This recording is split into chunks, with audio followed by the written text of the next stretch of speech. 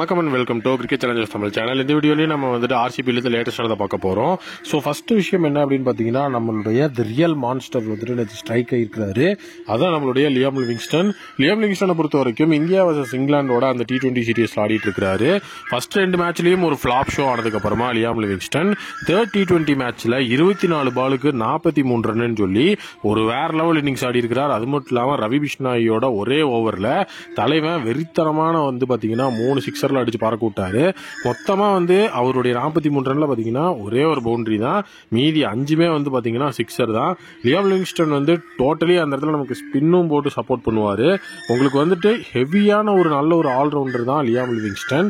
So நீட்டா வந்துட்டு எஃபெக்டிவா நமக்கு வந்துட்டு இப்போ மேக்ஸ்வெலோட இடத்துல ஆள் வந்து தேவை இருந்தது. ஸோ அந்த ஒரு இடத்துல வந்து லியாம் லிவிங்ஸ்டன் கண்டிப்பாவே வந்துட்டு ஒரு தரமான ஒரு பை அப்படிங்கிறது நமக்கு தெரியும். பட் ஆனால் ஃபர்ஸ்ட் 2 மேட்சஸ் அவர் லிட்டரலி ஃபெயில் ஆகும்போது நிறைய பேர் வந்து பாத்தீங்கன்னா என்னது இது இப்படி ஆடிட்டு இருக்காங்க, இவங்களுக்குலாம் ஸ்பின்னே பிளே பண்ண தெரியாதா அப்படிங்கிற ஒரு கேள்வி வந்துச்சு. ஸ்பின்னே பிளே பண்ண தெரியாதா அப்படிங்கிற அந்த ஒரு இடத்துக்கு தான் ரவி பிஷ்னாயி அந்த ஸ்பின்னரோட ஓவர்லயே 3 சிக்ஸ் அடிச்சு வேற லெவல்ல வந்து வெளுத்து விட்டார் நம்மளுடைய லியாம் லிவிங்ஸ்டன். கண்டிப்பா அவருடைய அந்த ஒரு பெர்ஃபார்மன்ஸ் நம்ம டீமுக்கு வந்துட்டு தேவைதான் ஆர்சிபிக்கு. டீம் இந்தியாவை பொறுத்த வரைக்கும் ஸோ வந்து நேற்று தேர்ட் T20 அப்படிங்கிறது ஒரு லாசிங் ஃபேக்டர்ல முடிஞ்சிருந்தது. நமக்கு ஒரு பெரிய லெவல் ஹைனஸ் அப்படின்னா திலக் வர்மா நம்பர் 2 T20 பேட்ஸ்மேனா முன்னேறினதும், நம்பர் 1ல வந்து பாத்தீங்க அப்படின்னா அதாவது வந்துட்டு பும்ராக்கு வந்து so ICC cricketer of the year award அப்படிங்கிறது கிடைச்சது வந்து ஒரு நல்ல விஷயமா இருந்தது. ஸோ நெக்ஸ்ட் விஷயம் வந்து பாத்தீங்க அப்படின்னா விராட் கோலி வந்துட்டு இப்போ டெல்லி டீம்ல வந்து ஜாயின் பண்ணிட்டாரு. ஸோ டெல்லி டீம்ல ஜாயின் பண்ணிட்டு ஸோ அவருடைய அந்த பிராக்டிஸ் செஷன் அப்படிங்கறத வந்து பாத்தீங்க அப்படின்னா கொடுத்திருந்தாரு. ஸோ டோட்டலி வந்துட்டு நம்மளுடைய விராட் கோலி கேப்டன்சியை வந்துட்டு ரெஃப்யூஸ் பண்ணியிருக்கிறாரு. இதற்கான ரீசன் என்ன அப்படிங்கிற மாதிரி நிறைய பேர் கேட்டுட்டு இருந்தாங்க. அதற்கான ரீசன்லாம் அவர் சொல்லல. ஸோ டோட்டலி வந்து விராட் கோலியை பொறுத்த வரைக்கும் பிசிசிஐ அவருக்கு எகெயின்ஸ்டா ஒரு சில விஷயங்களை வந்து பண்ணாங்க. ஸோ அந்த விஷயங்கள் நடந்ததுக்கு அப்புறமாவே பாத்தீங்கன்னா கேப்டன்சி எடுத்துக்கிறதுக்கு வந்து அவர் டோட்டலி வில்லிங்காவே கிடையாது. ஸோ அதனால தான் வந்து அவரே வந்து அந்த இடத்துல கேப்டன்சி வந்து வேண்டாம் அப்படின்னு சொல்லி எழுதி கொடுத்தது. ஸோ இப்போ வரைக்கும் அவர் அந்த கேப்டன்சி அப்படிங்கிறத வந்துட்டு வாலண்டியர் யார் வந்து கேட்டாலும் வந்து எடுக்கிறதும் கிடையாது. டீமுக்கு வந்துட்டு இன்ஜுரி அப்படிங்கிற விஷயம் வரும்போது தான் ஃபாஃப்ட இருந்து லாஸ்ட் இயர் வந்து கேப்டன்சியா அவர் வந்து எடுத்திருந்தாரு. அப்பயும் வந்துட்டு ஃபாஃப் இம்பாக்ட் பிளேயர் வந்து ஆடிட்டு தான் இருந்தாரு. இப்போ ஆர்சிபியோட கேப்டன்சி அவர் எடுக்கிறது மாதிரி தெரியல. டெல்லியோட கேப்டன்சியும் அவர் எடுக்கல. ஏன்னா 2012 ஆல்மோஸ்ட் 12 வருஷத்துக்கு அப்புறம் வராரு. ஆயுஷ் பதோனி கீழே தான் ஆட போறாரு.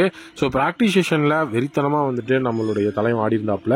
ஸோ எஸ்பெஷலி வந்து பாத்தீங்க அப்படின்னா அவருடைய பேக் ஃபுட் பிளேவை வந்துட்டு அந்த இடத்துல வந்து நம்ம நீட்டா வந்து பார்க்கணும்.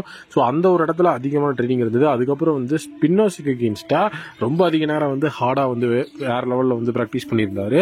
லெஃப்ட் ஆர்ம் பேசர்ஸுக்கு அகெயின்ஸ்டா மட்டுமே 25 நிமிஷம் ஸோ அவருடைய பிராக்டிஸ் செஷன் அப்படிங்கறத வந்து ஒதுக்கி இருந்தாரு.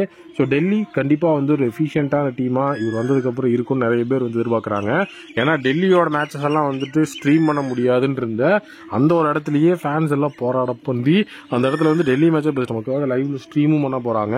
கோலியோட அந்த ஒரு பெர்ஃபார்மன்ஸ் ஹெவியா இருக்கணும், அதுதான் எல்லாருமே எதிர்பார்க்கிறது. ஸோ நெக்ஸ்ட் வந்து பாத்தீங்கன்னா நம்மளுடைய ஏபி டிவிலியர்ஸோட கம்பேக்.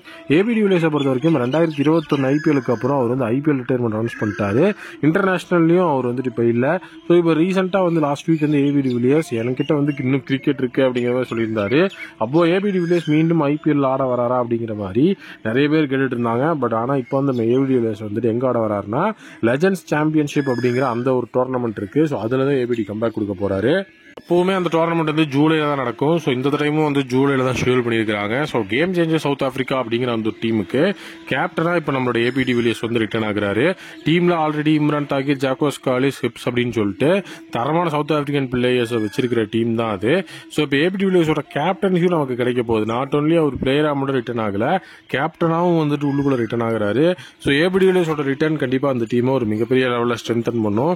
ஏன்னா எல்லாருமே எக்ஸ்பீரியன்ஸ் பிளேயர். இன்னொரு விஷயம் என்னன்னா இம்ரான் தாகிர் இன்னுமே ஆடிட்டு தான் இருக்கிறாரு. ஸோ டோட்டலி வந்துட்டு சிஎஸ்கேவோட பிராபி பிரான்ச்சைஸ்க்கு அந்த டொமஸ்டிக் T20 லீக்ல வந்து பாத்தீங்கன்னா இம்ரான் தாகிர் இன்னுமே வந்துட்டு ஆக்டிவா ஆடிட்டு தான் இருக்கிறாரு. ஸோ அதுவுமே பெரிய விஷயம் தான்.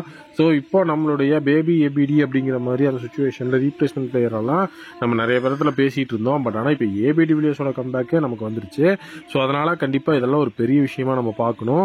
ஸோ ஃபர்ஸ்ட் வந்து பாத்தீங்க அப்படின்னா இப்போ ஏபி டிவிலியர்ஸோட கம்பேக் அடுத்தபடி எல்லாரும் பேசிட்டு இருக்கிறது விராட் கோலியோட அந்த ஒரு ரஞ்சி கம்பேக். விராட் கோலி இந்த வந்துட்டு டெல்லிக்கு ஆதரவு ஆட்டத்தில் வந்து பார்த்தீங்கன்னா இந்த கம்பேக்கில் எவ்வளோ ரன்ஸ் ஸ்கோர் போடுவார், செஞ்சுரி அடிச்சு மாஸ் கட்டுவாரா, நீங்கள் என்ன நினைக்கிறீங்க அப்படிங்கிற உங்களுடைய ஒப்பீனியனை கமெண்ட் செக்ஷனில் கமெண்ட் பண்ணுங்க.